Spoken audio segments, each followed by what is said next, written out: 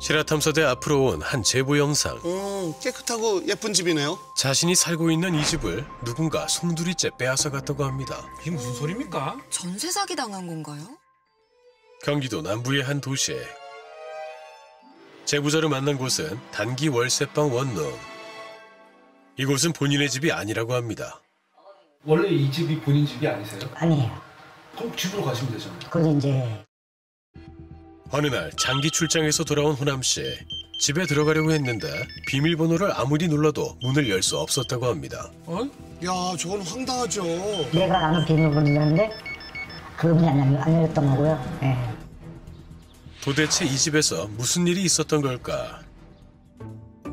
호남 씨는 지난해 4월 새로 지어진 이 빌라로 이사를 했습니다. 아, 깨끗하고 좋네요. 그러게요. 제 집이 깨끗하죠. 제가 작년 4월에 그 집을 갔는데 딱 한눈에 마음에 드는 거예요. 계약을 한 거죠. 방 3개에 화장실 2개, 처음 가져보는 꿈만 같던 집이었습니다. 이때 너무 울었어요, 제가. 왜 눈물 났어요? 제가 힘들게 너무 살아갖고 예. 저한테는 진짜 최고의 날이었죠, 여기. 예. 내 인생 최고의 순간. 네, 맞아요. 예. 처음 입주했던 당시를 찍어두었다는 호남 씨. 여기는 이제 저희 큰 방. 큰 방이고 이제 화장실 딸려 있어요. 새로 지은 집에 입주했으니 얼마나 좋았겠어요. 기분 최고죠, 정말. 여기가 이제 거실, TV가 다 새 거예요. 테이블하고 다. 그럼 입주하면서 사서 들어가신 거예요? 네, 전체 사요. 냉장고부터 다 밥솥은 이제 엄마가 주신 거고요. 여기는 이제 작은 방에 옷장도 다 새 거로 제가 산 거예요. 이 집에서의 모든 생활이 행복했다는 호남 씨. 저 혼자 이렇게 해먹는 거 좋아해서요. 네. 아, 마라탕이네요. 요리도 잘해 드시고. 이혼했을 때 고시원부터 해갖고 이렇게 전전하다가 회사분 도움 받아서 이제 원룸으로 갔고 원룸에 있다가 이제 그 집을 간 거예요. 아, 그럼 고시원, 원룸 전전한 예. 딱 생긴 집이? 예. 근데 열심히 벌어서 빚 갚고 하자. 그리고 혼자 이제 그때 소주 한잔 먹으면서 자취를 했거든요. 하지만 행복은 그리 오래가지 못했습니다. 다시 집을 떠나야만 했다는데요. 그는 직업 특성상 해외 출장이 잦았습니다. 이제 중국, 베트남, 대만 이렇게 다녔고요. 그 다음에 이제 헝가리 출장을 간 거죠. 작년 12월 1년간의 장기 출장을 앞둔 호남 씨는 집을 관리해 줄 수 있는 세입자를 급히 알아봤습니다. 주변에 뭐 사시는 뭐 집이 필요하신 분이나 이런 분들 하시면 연락해라. 한 연락 온 게 한 3분한테 3-4번 정도 연락이 왔었는데 많은 사람에게 연락이 왔지만 호남 씨는 그중 가장 어린 친구에게 손을 내밀었습니다. 그러니까 딱 29살이더라고요. 아유, 내가 왜냐면 저도 20대 때 너무 어렵게 살아서 어쨌든 이제 90만 원 나간다. 근데 돈이 너무 많이 나가서 지금 그러니까 삼촌 뭐 좀 도와주면 안 되냐 이런 식으로 저한테 이제 다가가고 삼촌이라 부르며 도와달라던 김 씨에게 마음이 쓰였다는 호남 씨. 이 사진하고 비슷. 네, 똑같아요. 똑같이 지금도 똑같이 생겼습니까? 네. 천이상은 보면은 통통하고 괜찮겠지 뭐 그게 나빠 보이지는 않더라고요. 네. 김 씨를 도와주고 싶은 마음에 보증금도 없이 시세 절반이 월 40만 원에 집을 빌려주기로 했습니다. 야, 정말 마음이 좋으세요. 여자친구와의 동거도 흔쾌히 허락했습니다. 조카 같던 김 씨에게 집을 맡기며 당부의 말도 남겼는데요. 내 피와 뭐 이런 걸 다 해서 산 집이니까 꼭 좀 관리 좀 잘해줘라. 예, 알겠습니다. 삼촌 막 그런 걸 막 걱정 마세요. 저희가 꼭 관리를 잘해드릴게요. 그런 김 씨의 말을 믿고 헝가리로 출장을 떠난 호남 씨. 아니 뭐 아직까지는 훈훈한 이야기인데요. 좋아요, 아직까지는. 해외 출장 2달이 지날 때쯤 불길한 징조가 나타나기 시작했습니다. 무슨 일이 생긴 거예요? 첫번에 입금됐어요. 2월달에. 근데 3월달부터 돈이 안 들어오는 거예요. 돈이 안 돌아요? 왜지? 아무래도 4-5만 원 돈을 붙여야 될 거 아니냐. 일하다가 다쳐갖고 일을 못 나가고 있고요. 지금 그래서 삼촌도 돈 주려고 엄마한테 좀 빌려달라고 얘기했고 그래? 그러면 빨리 돈 돼서 입금해라. 그런 이제 또 그런 내가 미친놈이죠. 그렇게 또 배려를 해줬죠. 사정을 듣고 봐주셨군요. 호남 씨는 아버지가 갑자기 쓰러지셨다는 소식을 듣고 급하게 귀국해야 했습니다. 아이고. 그런데 석 달 만에 돌아온 집은 난장판이었습니다. 와, 이 이놈들이 이렇게까지 서울 안 사나? 사람 새끼냐? 담배부터 해갖고 뭐 종이컵에다 놓고 했던 것도 막 이렇게 다 있고. 아유. 근데 내 짐이 작은 방에 쓰레기처럼 또 쌓여 있는 거예요. 아, 집주인 짐을 쓰레기처럼 쌓아놨다고요? 정말 너무한 거 아닙니까? 너무 속상하셨겠네요. 더 큰 문제는 따로 있었습니다. 김 씨와 동거녀는 호남 씨 몰래 개 2마리를 키우고 있었습니다. 아, 뭐 소파 다 개새끼가 다 물어놓고 박은 거예요. 개가 있다고 들은 적도 없어요. 와, 그거 보고 너무 황당했는데 다 새 걸로 산 거예요. 개가 물어뜯었으니까 여기 사시는 분이 임시로 떼빵을 하는 거예요. 여기도 보면 여기 해놨죠. 모서리에다가 해놨죠. 개가 뜯어놨잖아요. 개빨로 뜯어놓은 거예요. 이 씨, 남의 집에 있다고 하는 개. 이게 집이냐고 내가 이렇게 욕을 했고요. 김 씨는 원상복구를 약속했고 호남 씨는 이들에게 한 번의 기회를 더 줬다고 하는데요. 아유. 그런데 그 믿음은 결국 호남 씨에게 큰 배신이 되어 돌아왔다고 합니다. 또 사고를 쳤나 봐요. 4월 초중쯤에 갑자기 나한테 이런 얘기를 하더라고. 집 계약서 어디 있냐고. 야, 그걸 네가 왜 물어보냐? 그건 그때부터 느낌이 쌓였어요. 야, 한국 가야 되겠다. 인천공항에서 동안 연락이 끊겼어요. 차단을 시켜버렸어요, 이놈아. 점점 커지는 불길한 예감. 급히 집으로 돌아왔지만 문을 열 수가 없었습니다. 비밀번호가 박혀 있었던 겁니다. 그래서 문을 두드렸죠. 아무것도 없더라고요. 아, 느낌이 이상하고 그 관리 사무소에 전화했어요. 관리 사무소에서 사장님 언제 오셨어요? 그 집 3월 달부터 다른 분이 사시는데요? 왜? 아, 뭔 소리 하는 예? 그때 완전 제가 멘탈이 온 거예요. 멘탈이 와갖고 막 손이 막 진짜 막 떨리기 시작하고. 호남 씨의 집에는 과연 누가 살고 있는 것일까? 호남 씨의 집에는 김 씨가 아닌 다른 세입자가 살고 있었습니다. 아유. 그러니까요. 다른 사람이 살고 있는 이야. 거잖아요. 1050인가? 45분가 1050. 대부분 여기 100에서 다 70 정도니까. 월세가. 네. 그래서 아우 땡 잡은 거잖아요. 이 집을 전세 놓은 사람은 다름 아닌 김 씨였습니다. 이야, 이야. 진짜. 호남 씨가 빌려준 집을 김 씨가 세를 놨다고요? 대단하다. 처음에 봤을 때 좀 인상은 어떠셨던 것 같으세요? 첫인상은? 좀 어리숙했어요, 솔직히. 근데 원래 말투가 그렇더라고요. 슬슬 웃어가면서 이모이모하고 착하게 하니까. 부침성은 되게 좋은 것 같아요. 삼촌이 뭐 이런 거 보면요. 옆에 계셨던 여자분은 뭐라고 소개를 하던가요? 같이 살고 있는 와이프라고 그랬어요. 아니 집회일 때는 여자친구라고 했죠. 글쎄 결혼했나요? 집이 너무나도 마음에 들었던 순희 씨. 계약을 하려 했지만 등기부 등본상 집주인은 김 씨가 아니었습니다. 그렇죠. 그러니까 내 집이 아니라 삼촌 집이라고 했어요. 네, 삼촌 집이라고. 본인이 아니잖아요. 그래서 안 하려고 했는데 등기부 등본 뭐 이런 거 있잖아요. 그걸 다 보여주는 거예요. 그때 처음에는 없었어요, 위임장이. 위임장이 있어야 된다고, 부동산에서. 그러니까 만들어 왔더라고요. 만들어 왔다고요? 김 씨가 순희 씨에게 보여줬던 서류들은 모두 호남 씨의 집에서 찾아낸 것들이었습니다. 아니, 이거 절도 아닌가요? 절도? 절도죠. 중요한 문서를 훔친 거잖아요. 그리고 위임장은 위조된 문서였습니다. 이야, 절도에다 조작까지요. 위임 대상물에 대하여 아래와 같이 대리인에게 권한을 위임합니다. 이민 연락처 010-23 제가 모르는 번호예요. 이야. 이거 선생님이 써준 적 있으십니까? 절대 아니죠. 야, 이거 위임장까지 이렇게 위조한 거 보면 보통 내기가 아닌데요. 세입자분들이 더 당하기 싫은 내용이 이거예요. 지네들이 짜고 치운 고소도. 이게 뭐예요? 삼촌 한국 간다. 위임장도 썼는데 네가 알아서 해.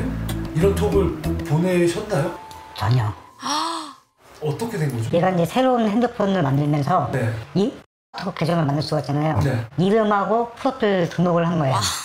사진은 제 거에 맞고요. 근데 전화번호가 이 사람 저는 제가 모르는 번호예요. 아까 위임장에 있던 번호네요? 예. 완전 작정하고 만든 거네요. SNS의 대화도 위임장도 모두 가짜였지만 사람들은 속을 수밖에 없었습니다. 완전히 나쁜 놈들이에요, 진짜. 막 지금도 계속 생각하면은 저한테 삼촌 나 너 같은 새끼 조카 없다고.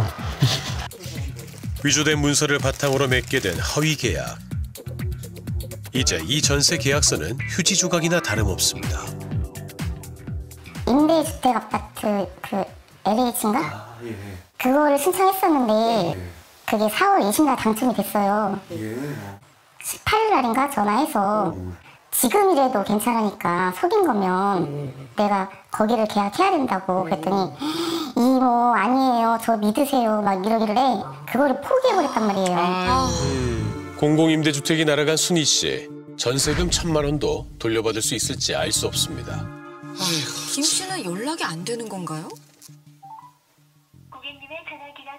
전화가 꺼져있네 지금은. 전화가 안 되네요. 우리가 나가는 게 맞아요. 근데 당장 돈이 없으니까. 그런데 황당하게도 호남 씨의 소유이자 순희 씨가 살고 있는 이 집은 여전히 중고거래 앱에 올라와 있습니다. 이게 말이 됩니까?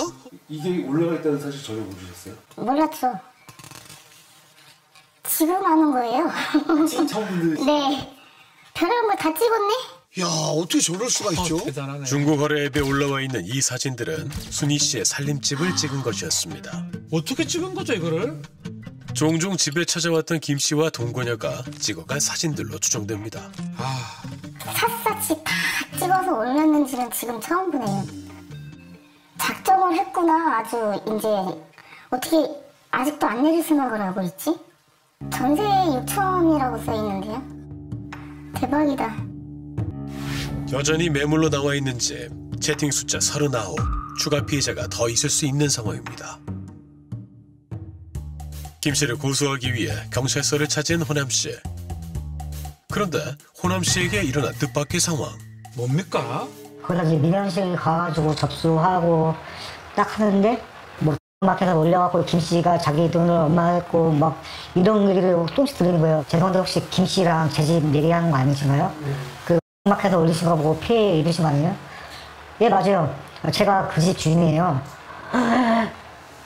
제가 그 집 주인이에요 이러시는 거예요. 그래가지고 그때 기가 막힌 그래서 그때 너무 어이없게 거기서 만나게 됐죠. 집 주인이랑. 와. 호남 씨의 집을 파격적인 조건으로 내놓은 김 씨와 동거녀. 허위 매물일 거라고는 생각도 못했습니다. 일단 봐서 나쁠 건 없으니까 괜찮은 집이면은 진짜로 좋은 기회로 이사를 가게 되는 거고 이래서 약속 잡고 이제 가서 방을 보게 된 거죠. 그 솔직히 그 첫인상 때문에 믿었거든요. 애가 말을 해요. 제가 너 약간 좀 모자라 보인다 그래야 되나? 그러다 보니까 그렇게 사기칠 수 있는 머리를 가진 애가 아니다라고 생각을 한 거죠. 먼저 어떻게 해야 되지? 조금만 기다려주시면 내일 드릴 건데. 왜냐면 저는 그냥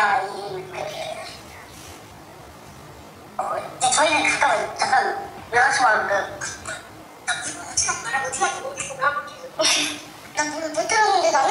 진짜 미치는 줄 알았어요. 진짜로 얘가 되게 어수룩하면서 사람을 자극을 해요. 그러니까 저도 몰랐어요. 누나 뭐 이러면서 막 얘기하는데 저한테 누나라 그래요.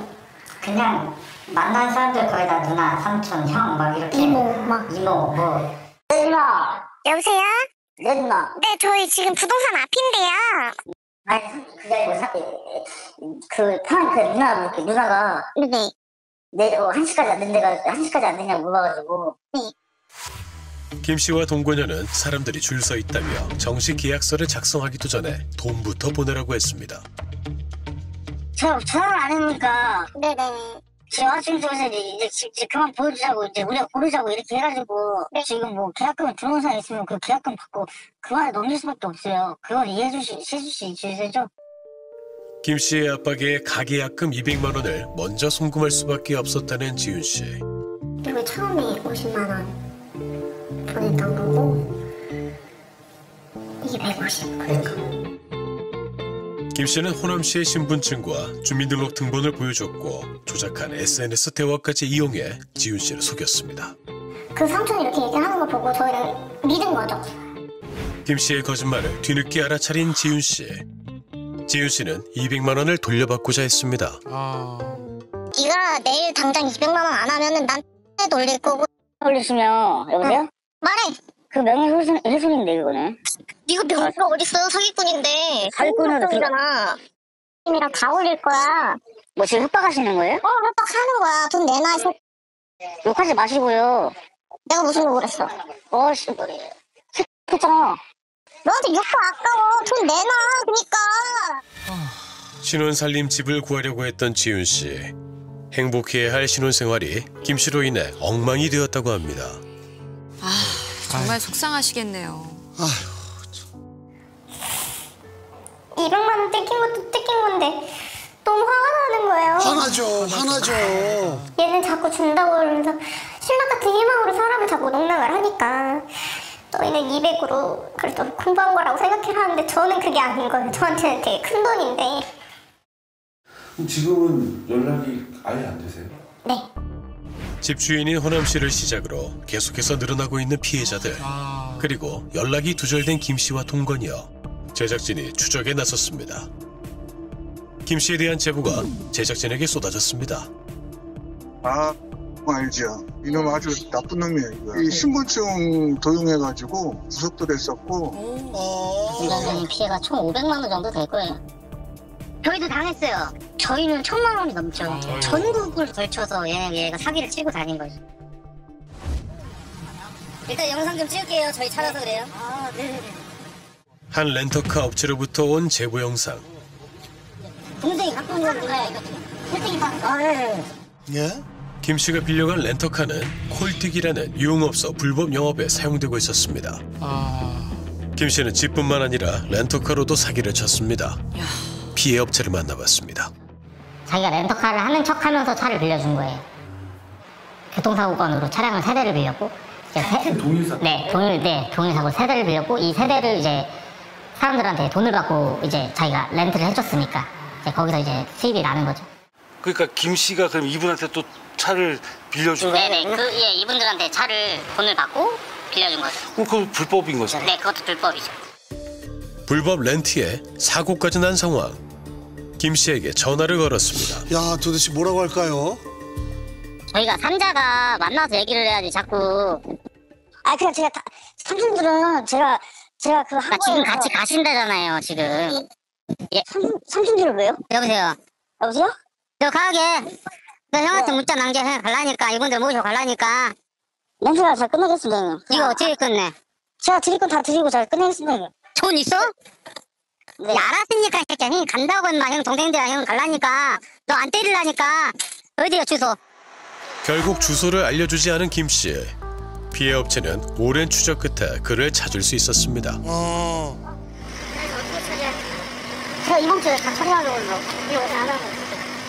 그때 진짜 저희 부모님하고 저 할아버지 만나셔가지고 이 정도로 대단한 거. 필요 없고 연결을 해 어떻게든. 이거 사기야 알아? 내가 그래가지고 형사건이라고 임마.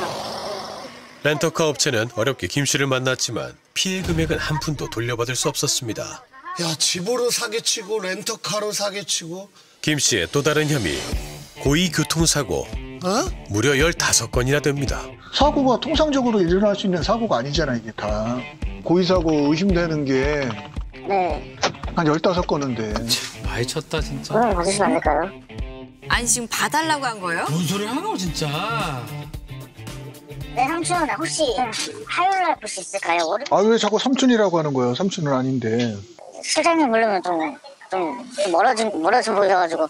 우리 서로 가까이에서는 안 될 사이 아니야. 그렇죠. 취재 중 피해자들이 전해온 김 씨의 체포 소식. 김 씨는 사기, 무면허 운전 등 수배 항목만 10개에 이르렀습니다. 아유. 김 씨가 체포된 후 동거녀 이 씨는 자신은 공범이 아니라 오히려 피해자라고 주장하고 있습니다. 근데 자기는 처음부터 끝까지 김 씨가 시켜서 한 거라고. 자기는 무슨 내용인지도 모르고 돈도 갚은 줄 알았다고. 하지만 피해자들은 동거녀 이 씨도 공범이라고 생각하고 있습니다. 지훈 씨가 들려준 녹취. 늘 계약서를 그 부동산에서 했었어가지고 집주인이랑 거래는 처음이어갖고요. 잠깐 여자친구까지 제가 이런 설명을 잘 못하거든요. 네네네. 무슨 말씀이신지는 아는데, 네, 그래가지고 일단 계약금의 이제 반이 이제 50만 원이자 10%면, 일단 50만 원을 먼저 하고, 그리고 내일 계약서 작성할 때 150 붙여주고, 이제 나머지 잔금 처리는 집주하실 때 하시면 될 것 같아요. 이러고 전화를 끄는 거예요. 누가 봐도 얘는 가담자잖아요. 제작진은 이 씨를 직접 만나 입장을 들어보기로 했습니다. 이 씨가 사는 데인가 봐요. 계십니까? 동거녀 이 씨와의 만남을 수차례 시도하고 음성과 문자를 남겼지만 연결이 되지 않아 삐 소리 후 소리샘으로 연결되오며 끝내 아무런 답변도 들을 수 없었습니다. 현재 구치소에 수감되어 있는 김 씨를 만날 수는 없는 상황. 제작진은 아들을 면회했다는 김 씨의 어머니와 어렵게 연락이 됐습니다. 그 아드님이 지금 이 변제를 어쨌든 하실 지금 능력이나 의사가 있으신가요? 없지. 지금 능력이 있으면 그 지를 하겠어요? 금방 탄로나면서 일을 제가 하는 거 보면 나도 우리 아들이지만요. 도저히 이해가 안 되거든요. 제가 다 키우면서잖아요. 집 한 채를 나가서 집 한 채다. 돈 있으면 내가 하겠는데 아빠 돈도 없어 제가 진짜.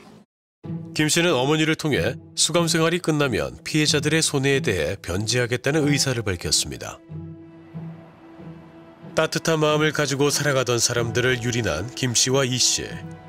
피해자들에게 돌이킬 수 없는 상처를 남겼습니다. 이번에 느낀 게 많아요. 제가 이제 대인 기피증도 있더라고요. 근데 순수한 마음으로 이렇게 하려고 했는데 이게 분일이 이렇게 커질지는 아무 상상도 못했고요.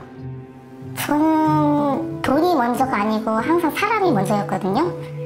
앞으로는 그 어떤 사람도 못 믿을 것 같아요.